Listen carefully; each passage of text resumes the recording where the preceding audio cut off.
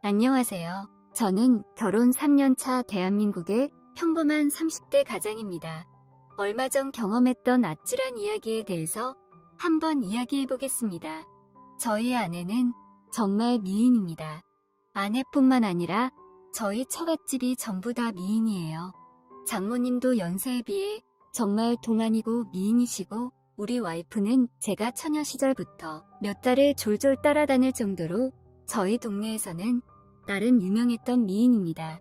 얼굴도 예쁘고 몸매는 더 예쁩니다. 결혼한 이후에도 바다로 휴가를 가거나 하면 와이프의 수영복 입은 모습을 보고 20대부터 50대 남자들까지 모두 다 군침을 흘리며 쳐다봅니다. 저는 모두의 시선을 한몸에 받는 아내를 보면서 괜히 뿌듯해지곤 하죠. 그리고 아내와 4살 차이 나는 저희 처제도 정말 장난 아닌 미인입니다. 처제는 본인의 외모를 활용해서 본인을 모델로 한 쇼핑몰을 하고 있는데, 여성복을 파는 쇼핑몰이지만 왠지 모르게 여자보다는 남자 손님이 많다고 합니다. 외모도 예쁘고 능력 있는 처제라서 어딜 가든지 남자가 줄줄 따라다닙니다. 하지만 처제는 이상하게도 최근 몇 년간 남자친구 만나는 걸 본 적이 없어요. 말로는 남자에 관심 없고 이러는 게 더 좋다고는 하지만, 한참 젊고 예쁜데 주변에 멋지고 잘생긴 남자가 한 트럭은 될 텐데 남자에 관심이 없다는 게 저는 이해가 가질 않더라고요. 하지만 어차피 제가 데리고 살 것도 아니고 본인 인생 본인이 알아서 하겠지 하고 그냥 신경 쓰지 않기로 했습니다. 저는 아내와 결혼하기 전에 작은 중소기업에서 대리로 일하고 있었는데, 결혼하고 나니 처제의 쇼핑몰 사업이 워낙 커지는 바람에 지금은 처제 밑에서 일하고 있습니다. 주변 친구들에게 처제가 사장이라고 하면 저보고 한심하다고 자존심도 없냐고 하지만, 처제가 결혼 선물로 외제차를 사줬다고 하면 다들 아무 말도 못합니다. 남자 자존심이 밥 먹여주는 시대도 아니고 이전에 다니던 중소기업보다 월급도 2배가 넘게 주는데 그걸 마다할 바보가 어디 있습니까? 회사 내에서는 모두 6명이 일을 하고 있는데 저 빼고 모두 여자입니다. 젊은 여성복을 판매하는 일이라 전부 20대 여자들인데, 패션 회사인 만큼 다들 스타일도 좋고 한미무하는 사람들이라 어떨 때는 제가 눈둘 곳이 없을 만큼 사내 분위기는 천국과도 같습니다. 오죽했으면 처제가 저를 자기 회사에 들여보내면서 절대로 한눈 팔고 바람 피면 안 된다고 신신당부를 할 정도였겠습니까? 하지만 아무리 다른 사람들이 예쁘다고 한들 저희 와이프의 미모에 비할 수 있는 사람은 아무도 없었기 때문에 저는 바람 근처도 가지 않고 지금까지 잘 버티고 있었어요. 하지만 올 초에 저희 와이프가 임신을 하게 되면서 상황이 달라졌습니다. 저는 그전까지는 빨리 아이를 가졌으면 좋겠다는 생각만 하고 있었는데, 막상 아내가 아이를 가졌더니만 정말 큰 문제가 생기더라고요. 아내와 부부관계를 전혀 할 수가 없는 겁니다. 인터넷으로 찾아보니 어떻게 잘 조심하면 가능하다고는 하는데, 아내는 뱃속의 아이에게 모성애가 강하게 생겨서 그런 건지 절대로 안 된답니다. 안 되는 정도가 아니라 자기 몸에 손도 못 대게 합니다. 제 나이 30대 초반에 한창 왕성할 나이인데 아름다운 아내를 건드리지도 못하고 그냥 지켜보기만 한다는 것은 고문이나 마찬가지입니다. 거기에다 저희 와이프가 임신한 뒤로부터 아내를 끔찍이 생각하는 장모님이 허구한 날 저희 집에 죽치고 사는 바람에 사실상 제가 처가집에서 살고 있는 거나 마찬가지인 상황이 이어졌습니다. 집에 장모님이 계시다 보니 제가 혼자 해결할 수 있는 분위기도 아니었고 몇 달 동안 아무것도 못하고 불만이 쌓여가고 있었습니다. 그러다 얼마 전에 사건이 하나 터졌는데, 아내와 장모님이 태교 여행인지 뭔지 갑자기 제주도로 3박 4일 여행을 간다는 겁니다. 저는 요즘 같은 시국에 무슨 그런 걸 가냐고 물었더니 아무것도 모르면 가만히 있으랍니다. 제가 뭐 힘 있습니까? 그냥 가만히 있을 수밖에요. 없는 돈에 잘 다녀오시라고 장모님께 50만원 용돈 드리고 김포공항까지 배웅해드렸어요. 아참, 저희는 장인어른이 일찍 돌아가셔서 장모님밖에 안 계십니다. 아무튼 김포공항에 장모와 아내를 배웅해놓고 저는 혼자서 조용히 집으로 돌아왔어요. 아내가 없어서 슬픈 것보다는 4일 동안 혼자 있을 수 있다는 사실이 너무나도 기쁘기만 했습니다. 컴퓨터로 동영상도 실컷 보고 그동안 임신한 아내 눈치 보느라고 못 먹었던 술도 오늘 밤새도록 회랑 소주 실컷 먹어야겠다고 생각하면서 집으로 달려왔죠. 아무도 없는 줄 알고 콧노래까지 흥얼거리며 현관문을 열었더니 어머 형부, 언니 없어서 그렇게 좋아요? 콧노래까지 부르시네. 세상에 그새 처제가 우리 집에 와 있는 겁니다. 아내랑 장모는 제주도 갔는데 대체 이게 무슨 일인가 싶었더니 제 와이프가 제가 딴짓하지 못하게 감시하라고 4일 동안 처제 보고 우리 집에서 제 밥 챙겨주면서 지켜보고 있으라고 했답니다. 진짜 해도 너무하다 싶었어요. 제가 바람을 피울 것도 아니고 그저 혼자서 즐거운 시간 좀 보내고 싶었던 것인데 자기 놀러가는 순간까지도 나를 관리하려고 하다니. 정말 다행인 건 처제도 술을 좋아했기 때문에 아내 없는 동안 집에서 술 먹는 건 허용을 해주더군요. 당장 그날 저녁에 배달 음식 시켜놓고 마트에서 소주 사다가 처제와 바로 한잔했습니다. 아니 처제, 정말 해도 너무하는 거 아니야? 저는 아내에 대한 불만을 처제에게 쏟아냈고 처제는 제 투덜거림을 들으면서 생글생글 웃더라고요. 형부, 나처럼 예쁜 여자랑 같이 지낼 수 있어서 좋은 거 아니에요? 다른 남자들은 나랑 밥 한 번 먹겠다고 줄을 서는데 진짜 형부는 복 받은 줄 알아야 해요. 사실 그게 어느 정도는 맞는 말이죠. 처제가 진짜 예쁘고 인기 많은 건 사실이니까요. 제가 형부만 아니라면 저 같은 사람과 처제가 같이 마주 앉아서 밥 먹고 술 먹는 게 어디 가당키나 한 일이겠습니까? 둘이서 신나게 한 잔, 두 잔 술을 마시고 있다 보니 시간도 흐르고 어느새 둘이서 5병을 마셨더라고요.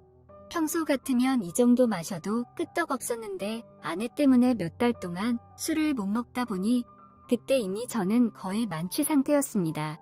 처제는 아직 한참이라 혼자서 더 마신다고 해서 그대로 거실에 두고 저는 혼자서 안방에 들어가서 침대에 쓰러지듯 누웠어요.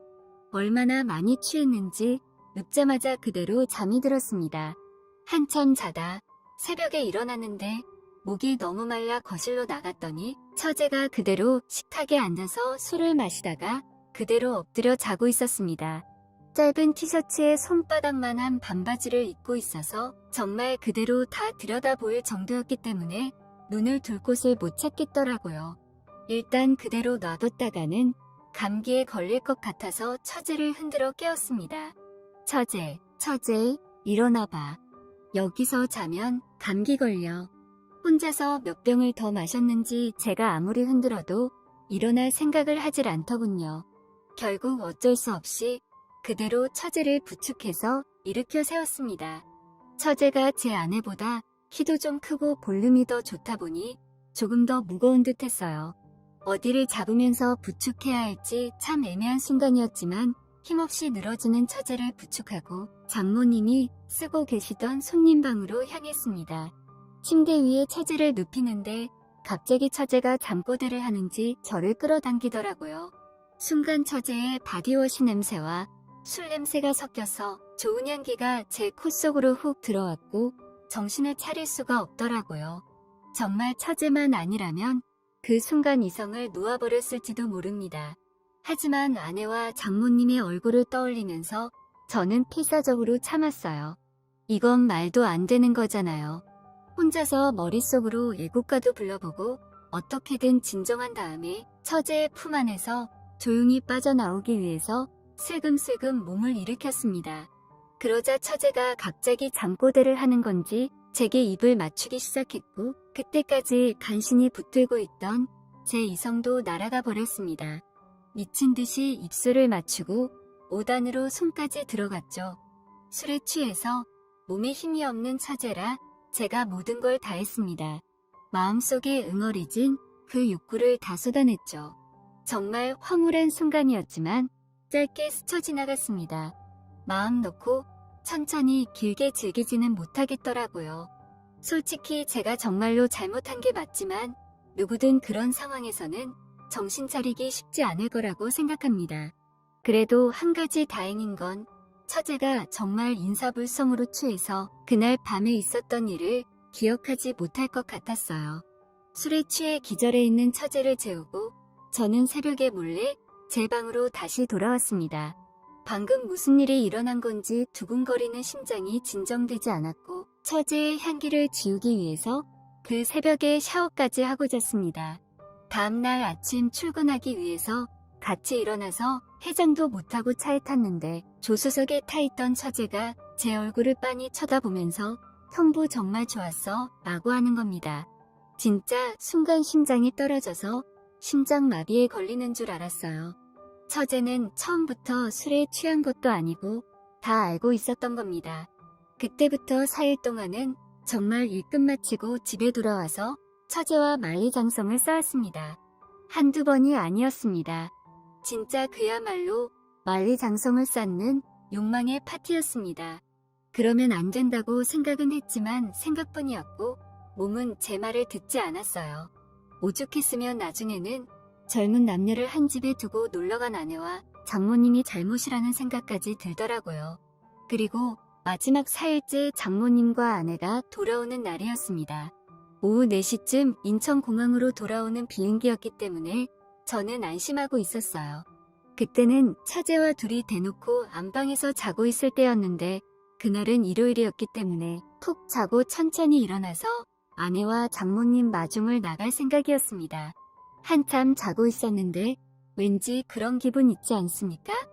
누가 나를 지켜보고 있다는 기분이 들어서 살짝 눈을 떠보니 누군가가 침대 앞에 우두커니 서서 저와 처제를 내려다보고 있더라고요. 진짜 저는 순간 저승사자가 저를 잡으러 온 줄로만 알았습니다.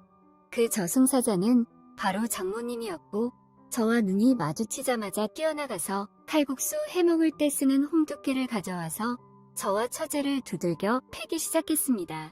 정말 천만다행인 건 아내가 자기 친구한테 선물 주고 온다고 중간에 내렸고 장모님만 먼저 집에 들어온 것이었어요. 원래는 오후 비행기였는데 아내가 너무 피곤해해서 일찍 돌아와서 쉬기 위해서 새벽같이 준비해서 서울로 올라왔다고 하더라고요. 저와 처제는 장모님에게 두들겨 맞아서 두들겨 맞은 채로 장모님께 싹싹 빌었고 화가 머리끝까지 났던 장모님은 한참을 저희 둘을 씩씩거리며 노려보다가 그래도 딴 여자랑 바람 안 난 게 다행인 건지 하시면서 그냥 이거는 우리만 아는 비밀로 하자고 넘어갔습니다. 아내가 알았다가는 진짜 제가 죽던 우리 가족 중에 누구 하나는 죽었을 겁니다. 그날 이후 장모님과 처제 그리고 저만 아는 비밀이 생겼고 아내는 절대 모르게 죽을 때까지 무덤까지 가지고 들어가기로 하고 살고 있습니다. 지금도 회사에서 매일 처제와 마주치는데 솔직히 한번 붙은 불이 쉽게 꺼지겠습니까? 장모님도 어느 정도는 아는 것 같은데 같은 회사에서 일하다 보니 떼어놓을 수도 없고 골치 아파서 신경 안 쓰기로 하신 것 같아요. 다행히 아내는 절대로 모르고 있으니 다행이다 싶기도 하고 요즘 만삭이기 때문에 한참 예민해서 집에 들어가면 잘해주고 있습니다. 오히려 처제와 이런 일이 생겨서 그런 건지 몰라도 아내한테도 더 잘하게 되더라고요. 약간 미안한 마음도 들지만 애초에 아내가 만든 상황이라서 어쩌겠습니까? 미안한 만큼 더 잘해주고 처제 말고는 다른 여자에게 눈길도 주지 않을 겁니다. 그리고 무엇보다 저의 기술에 처제가 너무 만족하고 있다는 걸 느끼고 있습니다. 저를 인정해주는 사람에게 저도 더 열심히 하게 되더라고요.